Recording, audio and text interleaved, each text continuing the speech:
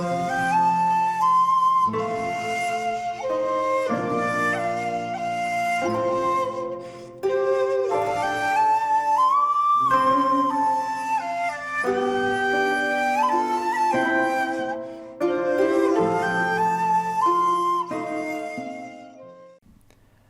there, this is Solitary Ronan from Solitary Ronan Films, and welcome to another random review.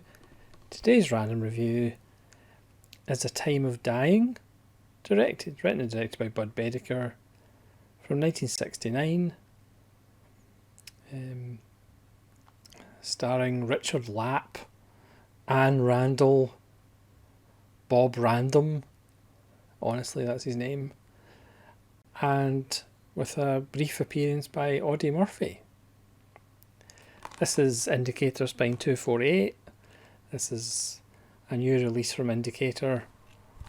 Obviously Indicator had Boetticher's Five Tall Tales with Randolph Scott.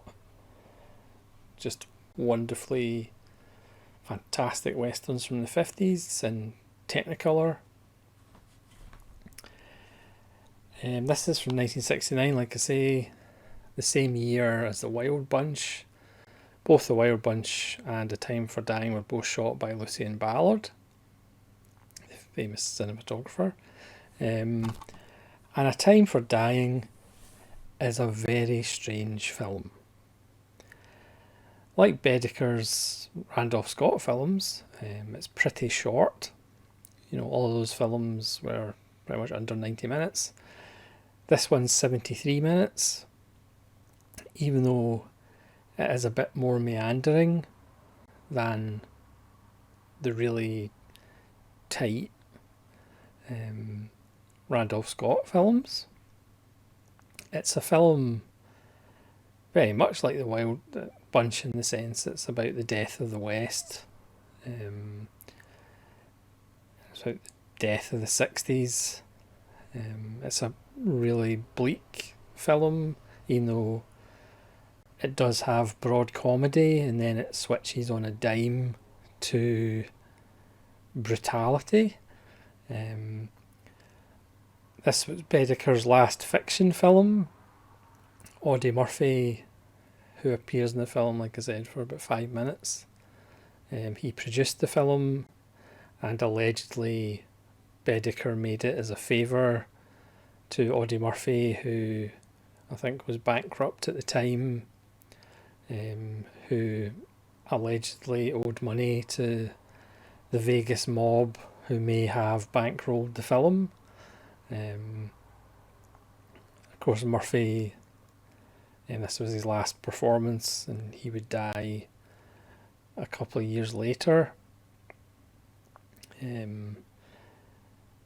So the film itself is about this young man, played by Richard Lapp, who is very green and fresh-faced, and we pick him up riding through the West on the way to a town called Silver City.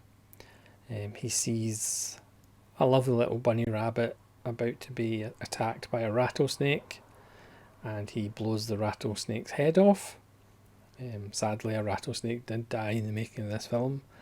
And then he's approached, very similar to the Three Horsemen in Jodorowsky's El Topo, a couple of years later. And the head of the trio is played by Bob Random. Yes, that's his real name. And he's playing a character called Billy Pimples, who I'm guessing is basically loosely based on Billy the Kid. And he gives a incredible performance. He's completely paranoid and giggly and psychopathic. And they have an exchange, and then the young man heads to Silver City, where the town is waiting for a new prostitute to arrive, and there's a big fervour in town as the coach arrives, and all the men in the town try and get this woman out of the coach. The young man rides in to save the day and lifts the woman on his horse and gets out of town. And they go to this small town that has nothing in it, but it has Judge Roy Bean, or the character of Judge Roy Bean, who obviously Paul Newman would play later on, who is drunk and is again a fairly broad performance by the actor who plays him, and it's mixed with this random broad comedy, but there's a boy who can't be more than 18 who they take out and hang for stealing a couple of horses. So again, it's this like bizarre mix of broad humour and then literally gallows. Not necessarily humour, but it just cuts to brutality.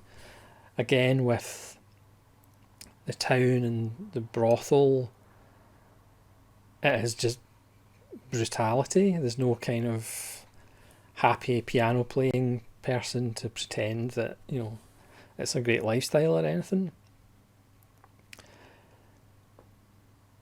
And then the judge marries the couple because they can't stay in a room together if they're not married. And then they go back to Silver City, but on their way they meet this charismatic character played by Audie Murphy, who they find out is Jesse James and his brother Frank James, because the young lad is going to take the woman home to meet his father and grow up on a farm, but he really wants to be a gunfighter because he's quite handy with guns, and eventually hunt down Billy the Kid and Billy Pimples and Jesse James. But Audie Murphy just has an amazingly, wonderfully written... I mean, you could tell Boetticher was friends with Murphy. It's just a beautiful scene. Like I say, the only scene that Murphy's in the film. And he talks about, the kid's palms are too sweaty, which comes back to bite him later. And he's not built for being a gunfighter, but if he needs some practice, then he should give Jesse James a shout. I mean, Murphy, people who are critical of him is like he's too baby faced in his films, and he did play Jesse James younger, a young Jesse James early in his career, and now seeing him, at the time we didn't know at the end of his career playing Jesse James. Obviously Audie Murphy himself had the weight of his reputation from his World War II heroics. He got medals for literally jumping on a tank that was on fire and full of explosives and shooting waves of German soldiers to protect his own unit, and hold the line.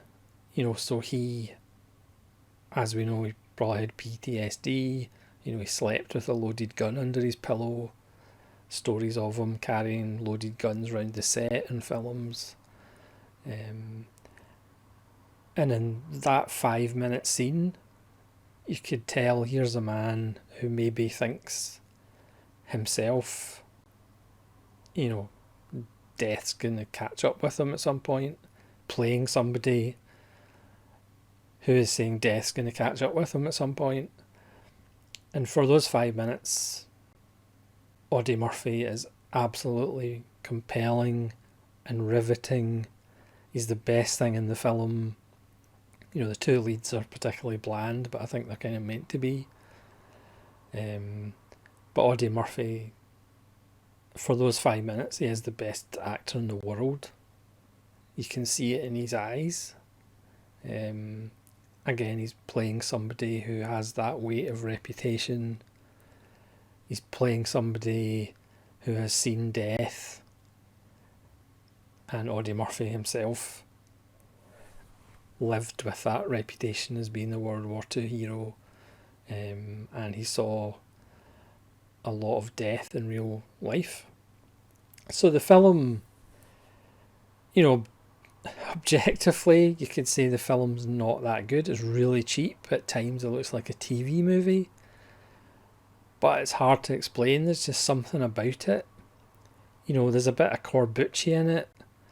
It's definitely got a kind of spaghetti western feel. It does have a bit of a Peckinpah, almost, it's going to fall apart at the seams. It is a really bleak film by Boetticher. As bleak perhaps as Wild Bunch, but it might even be even bleaker. Because it's almost Boetticher criticising that youthful exuberance, that greenness, that hope that everything's going to work out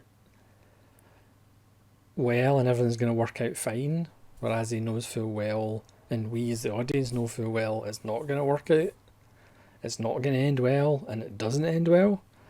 It's just a very odd film. Again, I could easily see people watching it and just going, this isn't very good. But there's moments of absolute genius in it. Again, there is humour in it, but then there's also, it's really bleak and it's really brutal at times. Again, the performance by Bob Random, yes, that's his name, as Billy Pimples is worth the price of admission. And again, like I say, the scene with Audie Murphy, the one scene with Audie Murphy, is just phenomenal. I think I've watched it about 4 times since I actually watched the film, because Audie Murphy is just absolutely riveting in that scene. The release itself is wonderful as well. Obviously you get the booklet from Indicator, you get a commentary. There is 2 presentations, a 185:1 aspect ratio and a 137:1. There's a commentary with screenwriter and novelist C. Courtney Joyner and film historian Henry Park from 2022, which I haven't listened to, but I probably will.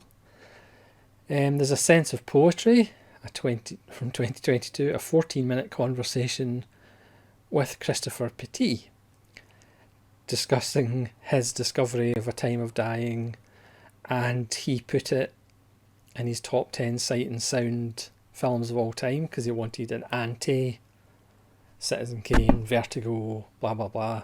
So his anti-sight and sound greatest films of all time list is very interesting.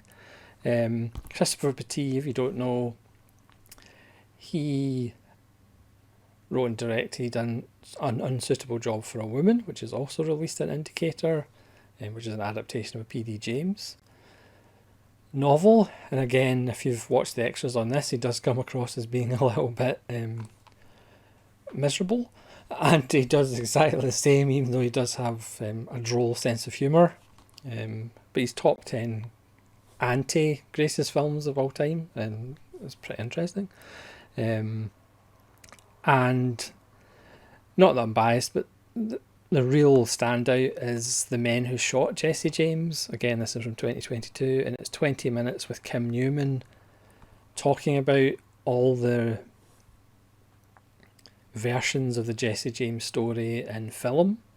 Because, as Kim Newman says, Jesse James has been built as this kind of Robin Hood character almost, who was forced into a life of crime because the Pinkertons shot his mum,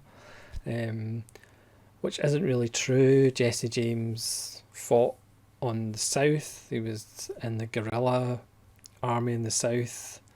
A couple of rather nasty guerrilla units. He allegedly may have invented train robbery, but when he did robberies, he generally murdered people as well. He was not a nice person. You know, as Kim Newman says, obviously he was famously shot in the back, but apparently he had a habit of taking people he didn't like out for a walk and then shooting them in the back. But again, it's Kim Newman is really good talking about how this myth and almost a Robin Hood kind of